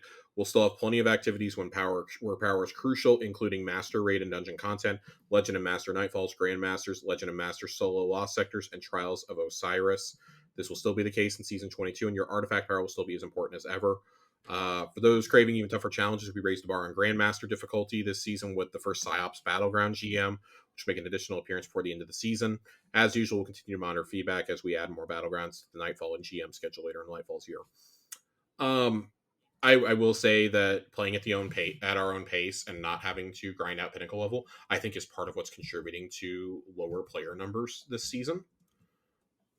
Because we don't have, that's one less thing that we have to grind for, going up 10 levels because it's only pinnacles could take me like 2/3 of the season. For a casual player, it could take 2/3 or the entire season. So it's got you tuning in every week. This has given me one less reason to log in, and as such, I've cut my playtime down. It also doesn't help that 3 mega games came out. Four new entries in beloved franchises came out within the last 2 months. With Zelda, with Street Fighter, with Diablo, and with Final Fantasy. So it's, it is what it is, basically. Yeah. I mean, it's not like the pandemic where we got Doom and Animal Crossing, and then like this was kind of it for a hot minute, right? Yeah, I mean, oh my god, and talk about timing. 2 months into the pandemic is when we get Arrivals. And they put this emphasis on raiding, and all those raids are getting taken out. But I don't know if I've ever seen a community as unified as we were in that time. Yeah. So I don't know if I can give them credit for bringing challenge back to Destiny. I think they've tuned it a little too much in the lower activities. In regular ass Vanguard strikes, I think they've tuned it a little too much. I think it needs to be probably brought back down just a little bit. But I have largely enjoyed that the game feels challenging. It's just, I look at something like Ghosts of the Deep and it's like, yeah, it's challenging, but it's because I have to do like 3 or 4 damage phases on these fucking bosses. Right. Like the mechanic is already, enough, and like the non-stop spawning enemies and this and that, but man, both bosses in Ghosts of the Deep feel like giant bullet sponges. Right. They have more health than Nezzy. Enriching the content. Based on feedback throughout the year, the Witch Queen, we knew players wanted more exotic missions that the community would need to discover on their own. We also heard the request from longtime players to return to previously released exotic missions.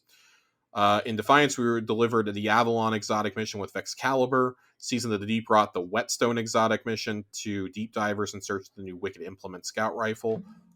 And in just a few weeks, we'll be bringing some of the best Destiny 2 content we've ever made with our new exotic mission rotator starting at day 1 of Season 22, which will kick off with the return of Presage to allow you to craft Dead Man's Tale for the first time. After that, Vox Obscura and Operation Seraph Shield will join the rotation, offering their respectable craftable exotic weapons and catalysts as well. We'll have more details on what to expect from the exotic mission rotator in an upcoming TWID blog as we get closer to launch. I will give them credit here. The Avalon mission is fucking awesome. Yeah. It's hard, it's challenging, and I feel the same way about Whetstone. I think both of these are really, really cool, and you had to go looking for them too. I'll never forget the day that Avalon was put in the game. There was no hint that it was coming or anything.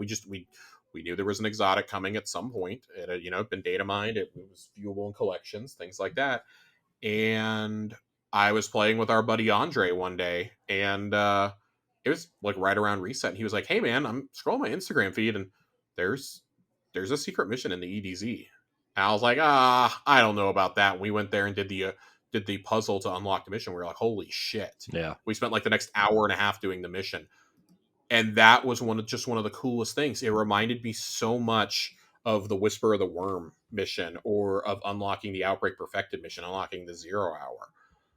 Like, those were such cool things to be able to unlock, eventually getting the Hawkmoon quest, getting Presage, and things like that. It's so cool because these missions help the world feel alive. And I'm not saying that we should get one of these every season, because I think if you do one every season, that does dilute the specialness of it. Yeah. But when we get things like Avalon, and we get things like Seraph Shield, and we get things like not you, Vox Obscura. We get things like Presage. We get things like but I think that's where you gotta like trust the team to make it diversified, right? I mean, like Right. that's, you can have like one or two of these cool missions, but then like you can have like the secret timed mission, or like, oh, now I got to go collect these parts in this mission to build this, worm gun, which, not that that gun was cool, but you know what I mean? Like you had to go like do specific things to build it, or, and that's where the diversity of the mission structure comes in. Right. And it's like, well, and this kind of goes back to my earlier complaint about PvP. It's like, I see all this cool shit that we get in PvE, and I can't get a fucking map in PvP. Yeah. Really? I would love for them to be able to get a support studio of like, I don't know, like 30 to 40 people to make, design, and playtest maps, so that they don't even need them to playtest them. Like Bungie can still playtest them, but like to allow their teams in-house to build these unique experiences. These are the kind of experiences I don't want outsourced. Mm-hmm. Like, these missions feel distinctly Bungie, and they each have a different feel. Like, Presage feels like fucking Dead Space. Yeah. Dude, Presage might be my favorite. One of my we ranked the exotic missions. We ranked them at one point, and our exotic missions, and yeah, I think we were pretty unified that like that and 0 Hour and Whisper the Worm were probably the best. Yeah. I mean, now we've got so many more that, at some point in the next, several months, we're going to have to do another ranking, but it's a good problem to have. So I'm pretty excited about that, to keep going. Oh boy. To recap on the PvP front, we're not recapping that. You guys will be listening. In addition to the new and returning weapons coming to the Crucible, Iron Banner, and Trials playlist, we also have new sandbox overhauls, exotic armor upgrades, and weapon tuning changes to keep the meta fresh, along new ways to play PvP when the season kicks off later this month. We called out back in February we were initially targeting more changes to ritual content in the final season of the year. Here's the last thing that just set me off. They buried this at the end. Yeah. While we've made the recent decision to push this initiative to the final shape,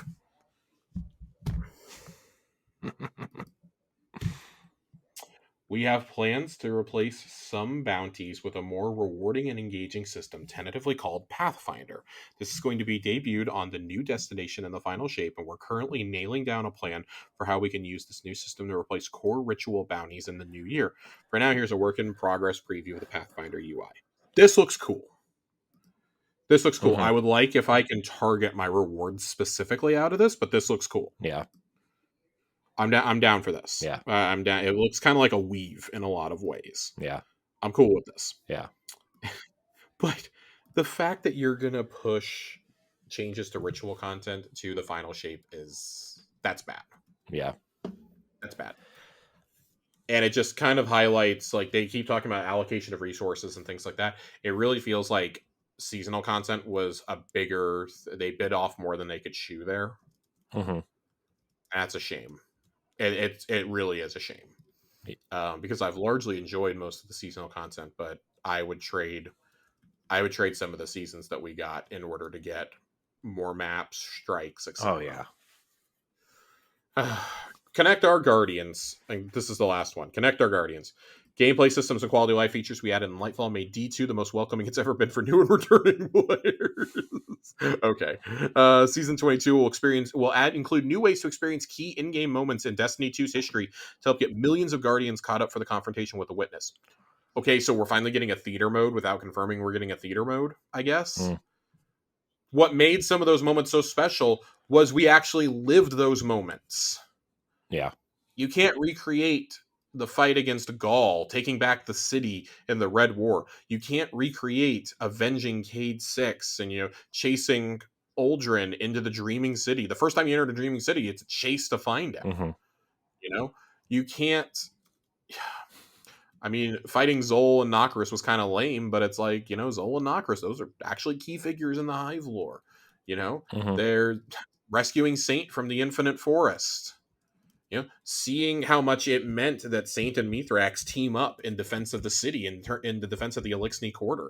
Sure, we'll get those cutscenes, but the tension is gone there. Right. We may finally get the cutscenes of Crow defending Zavala, and those are all cool cutscenes. Those are all cool moments that we had to build to, but it's like, we don't have the stuff leading up to it anymore. And it's like, you realize at that point how much of this was like audio message and like lore driven. Right. And they got to explore some new storytelling. I really hope that they say they're approaching new storytelling philosophies. But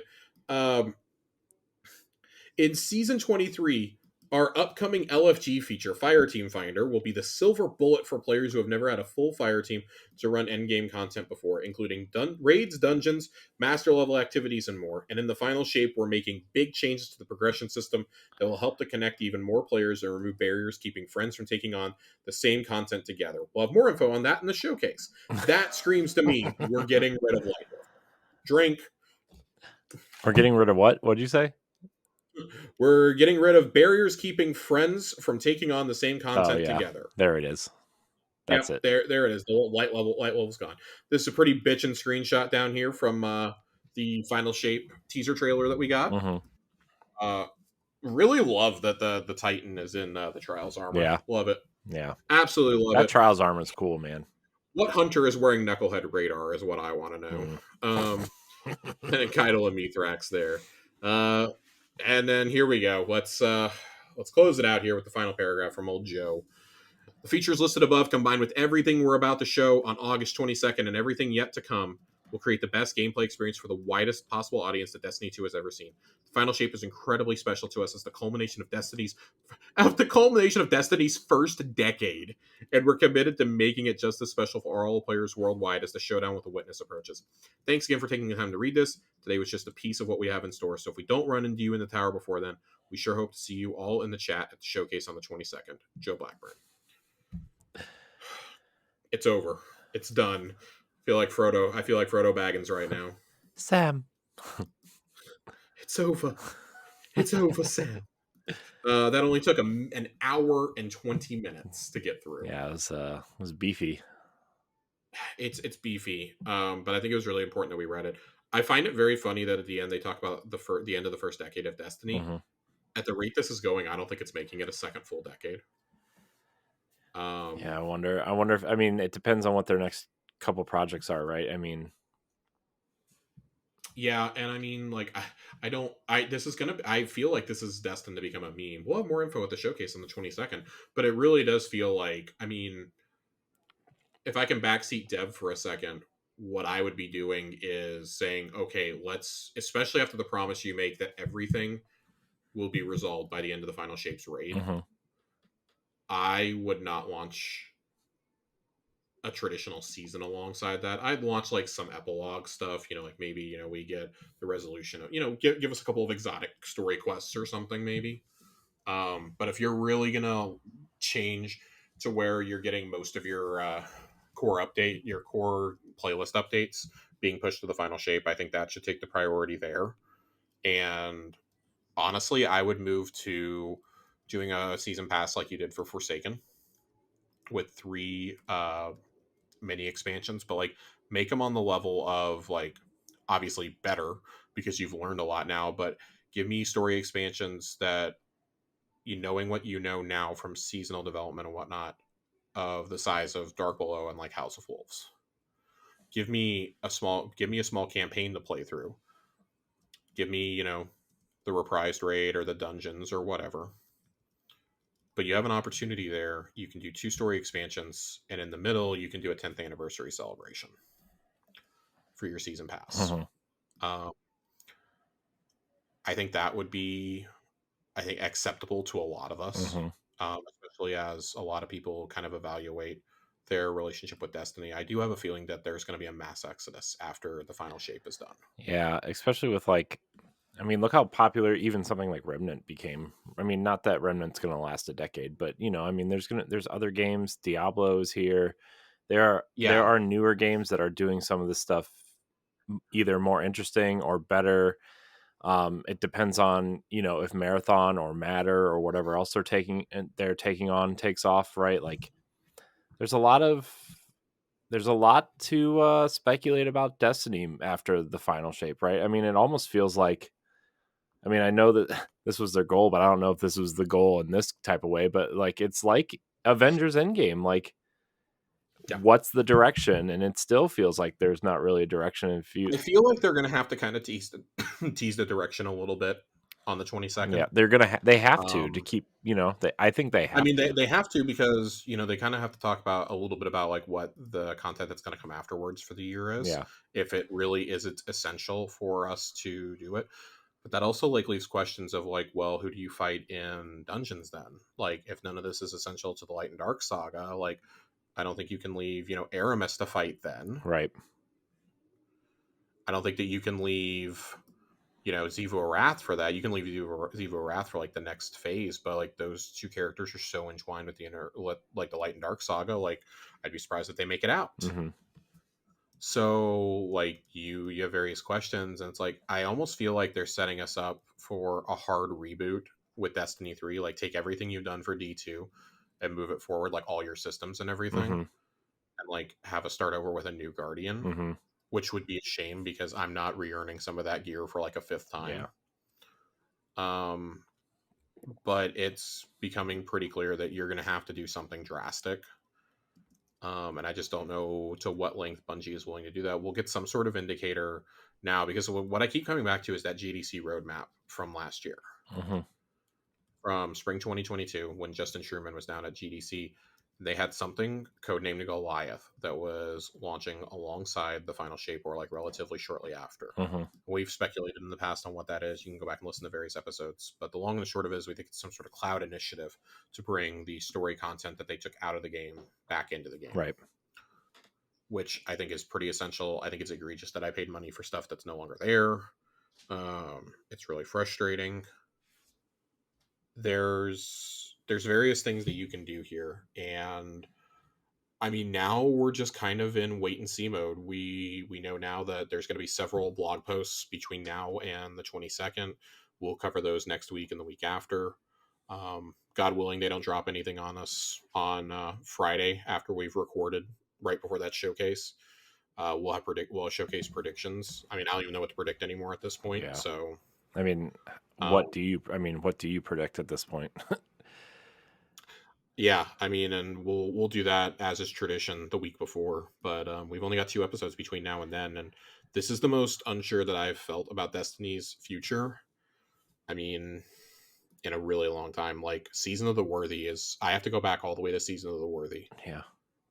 to be where I was like really questioning Destiny's future, because Shadowkeep was bad. Undying was bad. Mm-hmm. Dawn was fine. Yeah.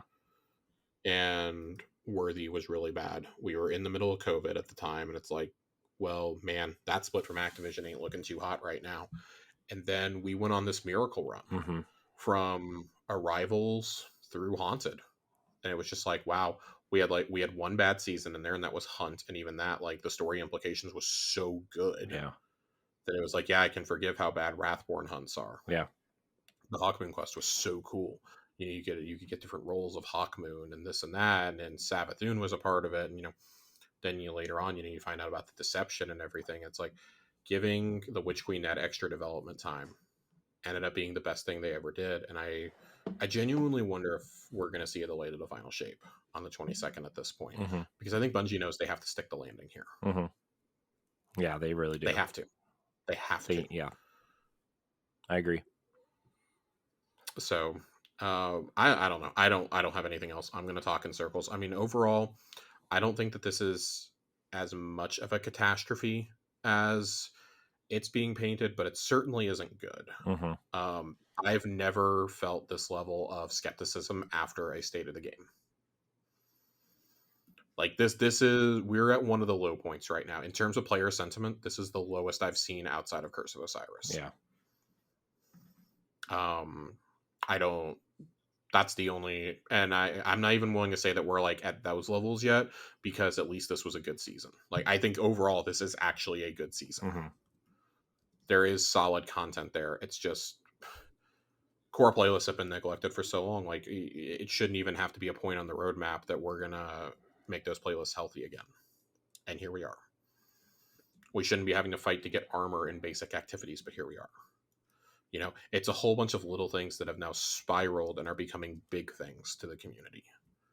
And part of it is we are like latching onto things that we're just like we're so upset we're latching onto anything right now. Mm-hmm.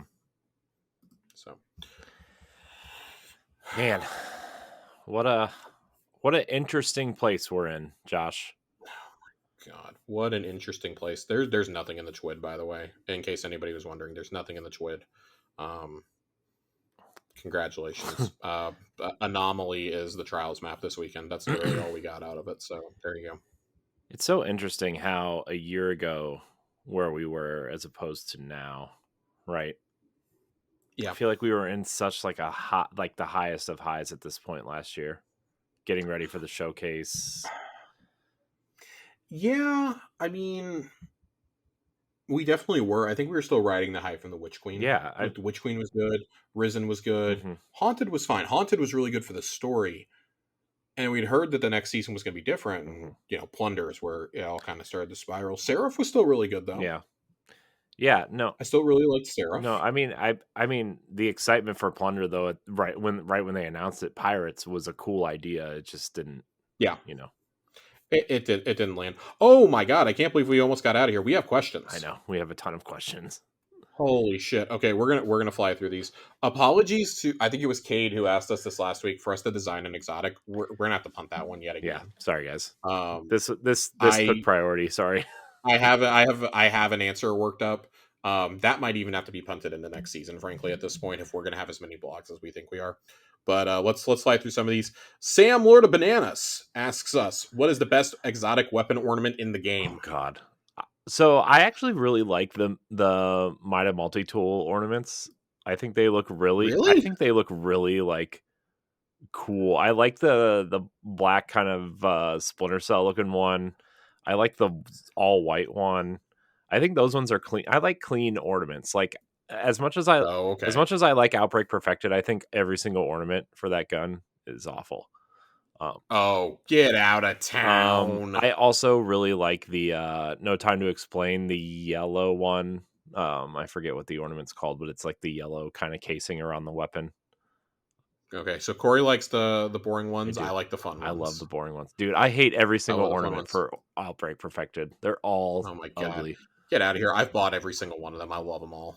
I love the Trials one. I love the Patient Zero. I love that one. Yeah. It's like decayed and it's got the SIVA particles floating around. Okay, that one's kind of cool. But that green like shielded looking one looks awful.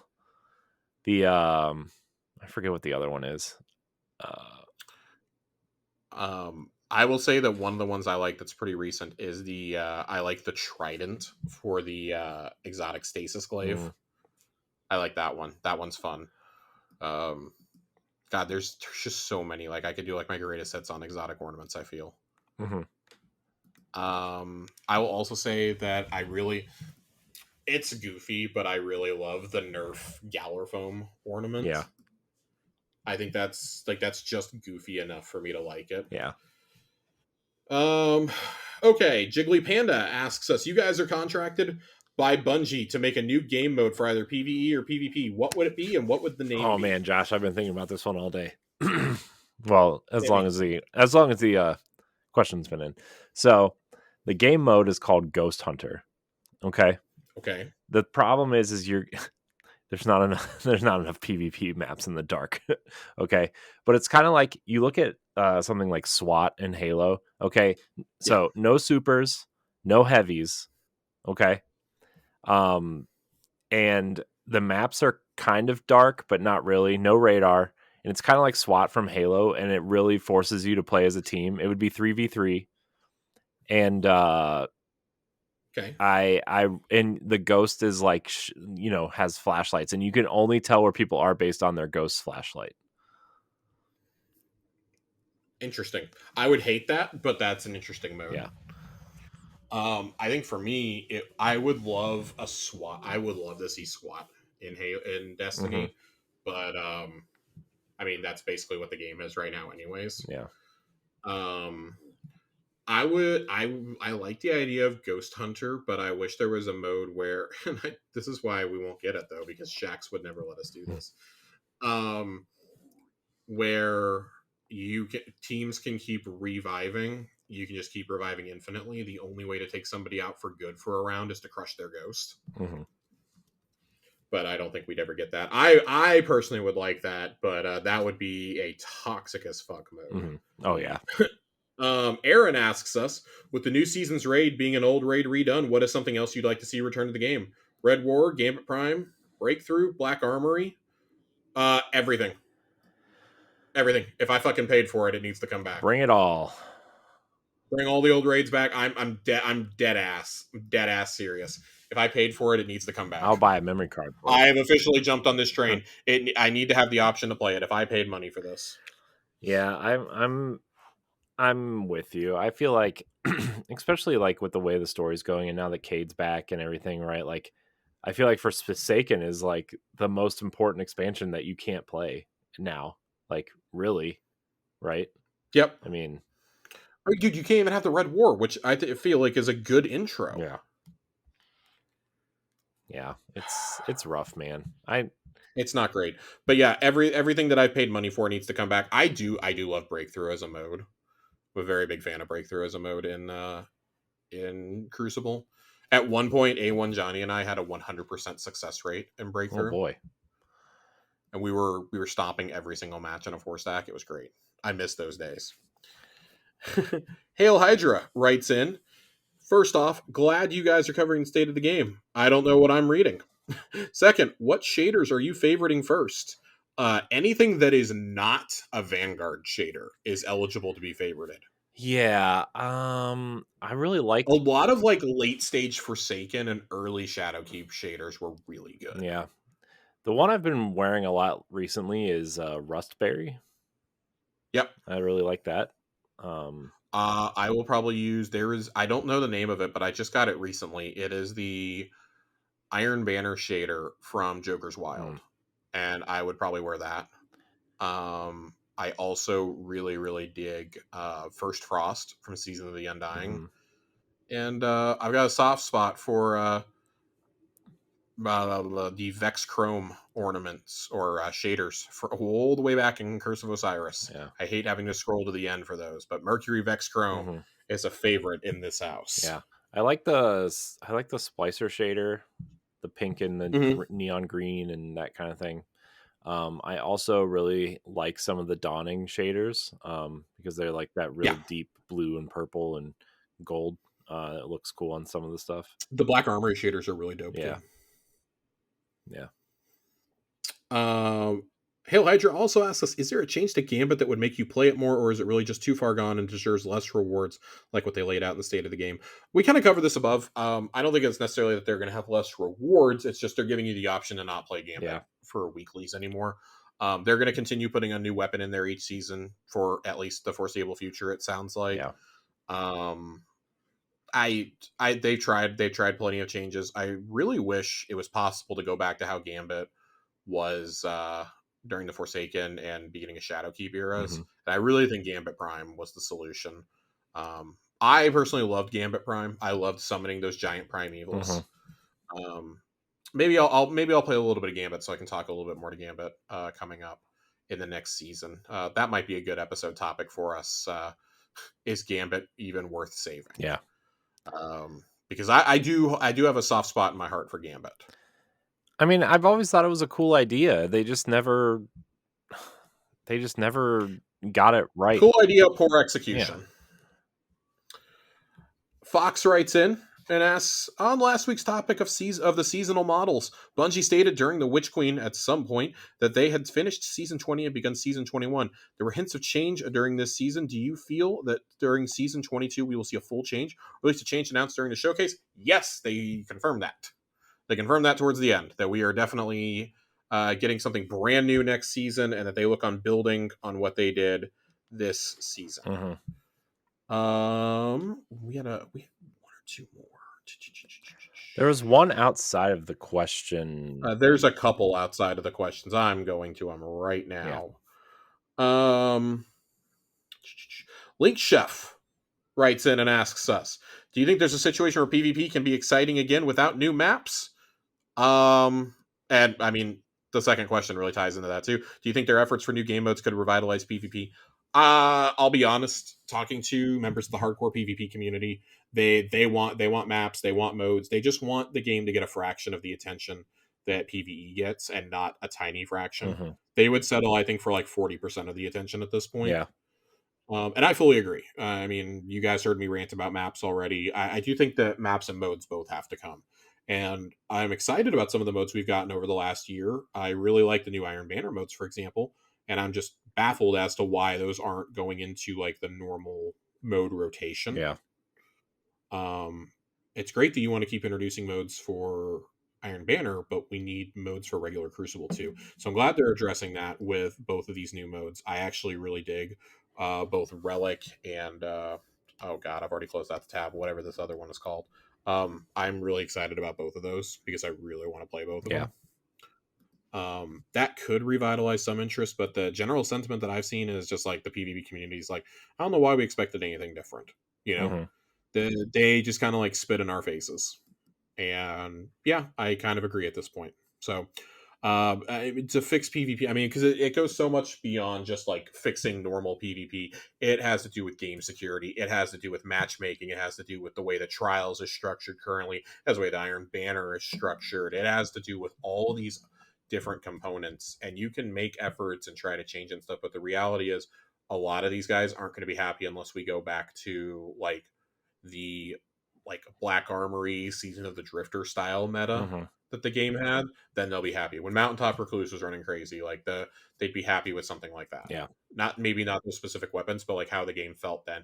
And I can't say that I'm too opposed to that. My favorite time for the Crucible was the stretch from Season of Opulence through, I don't know, probably Season of Dawn, maybe stretching up to Arrivals. But even by Arrivals, you could feel that there were some cracks, and then Stasis just like blew it open. It's never been the same since Stasis came out. Which isn't a bad thing. It's just like you had to learn how to play the game again, basically, after like 5-6 years. First new element set in 6 years, and then it was super broken on launch. There's people I know who left PvP then who have never gone back because they just that's what they cite constantly. And it's like, well, it's gotten worse. Yeah. So, and I think like as certain exotics have evolved too, like Cloud Strike is a good example. That's you can't counter. No. You like snipers are annoying. Cloud Strike can kill an entire team, though. Yeah. So I don't know, things like that. I see people complaining about Immortal, and I'm like, oh man, you youngins weren't around for Mountaintop Recluse. you whippersnappers weren't here when that was. They had to nerf those 5 separate times. Yeah. So we'll see. I think PvP can be exciting for casual players. It's pretty clear it's never going to be exciting for the hardcore fan base ever again. I still really enjoy playing Iron Banner for the most part. Rotators are a nightmare. Momentum control was absolutely atrocious when I tried playing it this season, which is a bummer. That's probably my favorite. That basically is SWAT. That's kind of my favorite mode, and it's just terrible. It's absolutely terrible. So our final question. Oh, excuse me. We have two more questions. They're very quick. Ziltax asks us, what are your thoughts on a season themed on the Crucible and Shaxx' story? I believe Corey and I have both expressed a desire for this in the past. That very much feels like something that's going to have to come after the final shape. Yeah. Which is, again, we're talking about inexcusable things. Shaxx has been in the game for 10 years, and we haven't had any storyline at all in game on him. Is insane. Oh, just the lore. Just the lore. And I mean, to be fair, he has some really great lore. He's been there for so many of the big moments. He was in the Ahamkara hunts. He was a warlord. Him and Saladin used to face down. He was in, one of the fire teams that defended the wall. We read the piece from Saladin last month. How Saladin admitted that Shaxx was right. And yeah, I think that we deserve a Crucible storyline. I think that the problem has always been the availability of the actor. They've never recast Shaxx. And I think we're at a point where you needed to do that like 3 or 4 years ago. Lenny James just is not going to be available to come in and do dialogue. Yeah. But yeah, I would love a Shaxx storyline. And our final question, Sammy Gobo writes in, After reading the state of the game, how are we feeling about hearing the Drifter say, ding, ding, ding, ding, Lucent Hive, crush some ghosts? Oh, sorry. He wanted to hear my Drifter impression. All right, hero, let's see what we got. Lucent Hive on the field. Let's crush some ghosts. Good stuff. You better get out there and kill them, Guardian, before they kill you. That Imaru's one tough son of a bitch. I hope that lived up to your expectations, Sammy. Lived up to mine, Josh, if that makes you feel better. It does. Thank you, Corey. You're welcome. With that, I do need another drink of water because it hurts my throat. Oh, man. Gotta love this show. And that's it. No more questions. We're That's done. it. It's over, Corey. I thought we were done, but No, we were done. Also, Sammy, you might be on my shit list saying that he loves Gambit. Ooh. Brother, I don't know if I can agree with that.